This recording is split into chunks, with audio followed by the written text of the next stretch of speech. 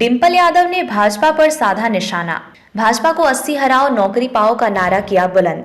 सांसद डिंपल यादव ने मंगलवार को मैनपुरी लोकसभा क्षेत्र के सघन भ्रमण के दौरान कई एक नुक्कड़ सभाओं को भी संबोधित किया। पत्रकारों के सवाल का जवाब देते हुए उन्होंने कहा कि समाजवादी पार्टी पूरी तैयारी के साथ चुनाव लड़ रही है। कौन पार्टी किसे प्रत्याशी बनाएगी, समाजवादी पार्टी पर कोई फर्क नहीं पड़ेगा। समाजवादी पार्टी का प्रत्येक कार्यकर्ता पूरी मेहनत चुनाव लड़ रहा, मतदाता सपा के साथ है। कांग्रेस के पूर्व राष्ट्रीय अध्यक्ष सांसद राहुल गांधी के बयान पर मचे बवाल को लेकर डिंपल यादव ने कहा कि भारतीय जनता पार्टी चुनाव को मुद्दों से भड़काना चाहती है। उत्तर प्रदेश में अपराधों की बाढ़ आ गई है, महिला अपराधों में वृद्धि हुई है, बेरोजगारी महंगाई पर चुनाव केंद्रित हो रहा है, जिसे सत्ताधारी दल घबरा गया है।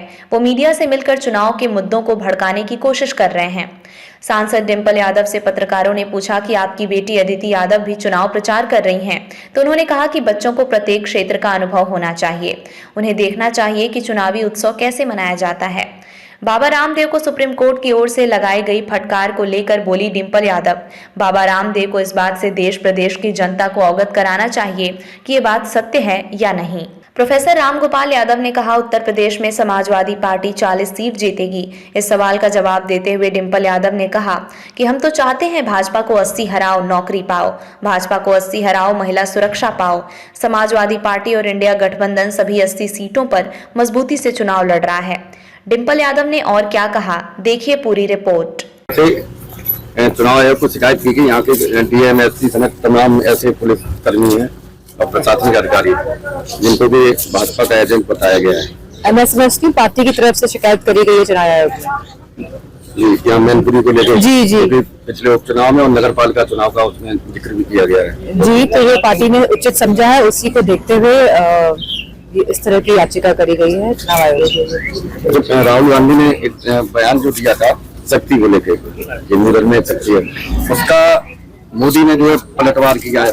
ऐसे ही जब चौकीदार चोर है जो बयान दिया था, मतलब मोदी जो उसको भुना लेते हैं, तो वो तो राहुल गांधी जी और आदरणीय प्रधानमंत्री के बीच की बात है, तो मैं किस पे कमेंट करूं। अच्छा, I don't think it's right. आपकी देवरानी की चर्चा है कि यहाँ पे चुनाव मैदान भाजपा से, इस पे क्या कहेंगी? मैं कहना चाहूंगी कि नेताजी की कर्म भूमि रही है मैनपुरी, और जितने भी लोग हैं वो नेताजी के प्रति पूरी तरह समर्पित हैं, और नेताजी का उनके साथ बहुत ही भावात्मक रिश्ता रहा है और परिवार की तरह उन्होंने माना है। और मैनपुरी भी हमेशा से पूरी समाजवादी जो हमारा परिवार है वो हम पूरे परिवार की तरह ही रहते हैं। तो बहुत अच्छा चुनाव होगा, चाहे कोई भी आए। लोगों को जागरूक भी कर रही है। यहाँ तक बीजेपी ने अभी तक प्रत्याशी नहीं उतारा। क्या लगता है बीजेपी इतनी देरी प्रत्याशी उतारने में कर रही है?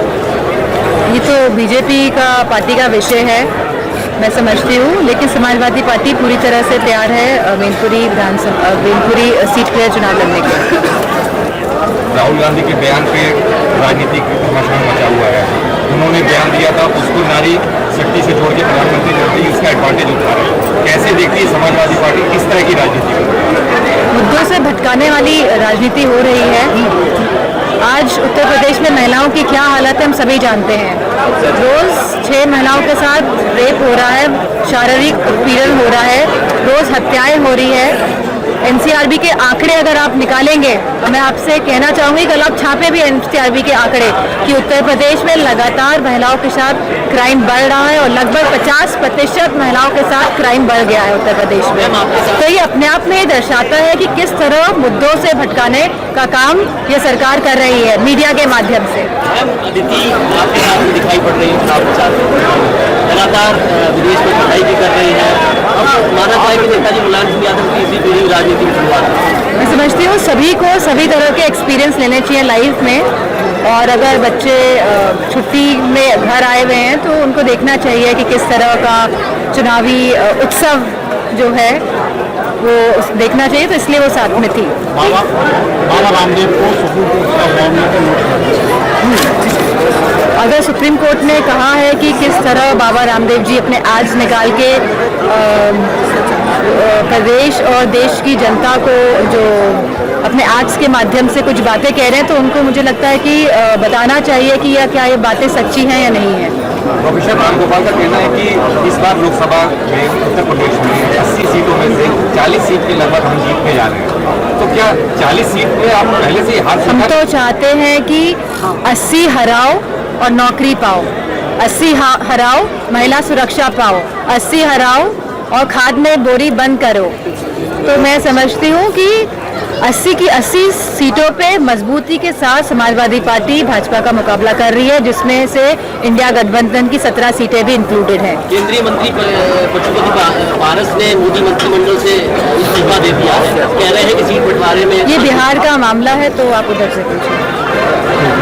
पूर्व सांसद तेज प्रताप मैनपुरी के सांसद रहे हैं, उसकी अच्छी पकड़ है राज्य को, लगातार मैदान में नहीं दिख रहे हैं प्रचार के दौरान, क्या नाराजगी है घर में या कोई और बात? आपको हमारे पार्टी के इतने सारे नेता नजर आ रहे हैं और कोई नाराजगी नहीं है, उनका स्वास्थ्य अभी ठीक नहीं है, वायरल हो गया है। राष्ट्रीय अध्यक्ष जी को वायरल हुआ था, तो इस तरह की खबरें भ्रमित करने वाली मुझे लगता है मीडिया को नहीं सपा चलानी से आप चाहिए। प्रत्याशी हैं, गृहिणी भी हैं, दोनों कैसे मैनेज करती हैं राजनीति में भी आए? चलिए ठीक है, धन्यवाद। काफी जोर चल रहा है, धर्मों को राजनीति में लाना आप किस तरह से देखिए या समाजवादी पार्टी का किस तरह से देखिए? मैं चाहती हूँ कि अगर आपको वाकई में धर्मों को राजनीति में लाना है, या आप चाहते हैं कि लोग उठें जहाँ पे वो अभी हैं उस स्तर से, तो आप अच्छी शिक्षा और अच्छा स्वास्थ्य अगर आप लोगों को दे देंगे, तो धर्म का मार्ग भी जान जाएंगे, क्या सही है क्या गलत है वो भी जानकारी हासिल कर लेंगे। धार्मिक व्यक्ति का राजनीतिक कुर्सी में बैठ के राजनीति करना आप किस तरह से देखते मैं हैं? समझती हूँ कि हमारे राष्ट्रीय अध्यक्ष जी क्या धार्मिक नहीं है? क्या हमारे आदरणीय श्रद्धेय नेताजी धार्मिक नहीं थे?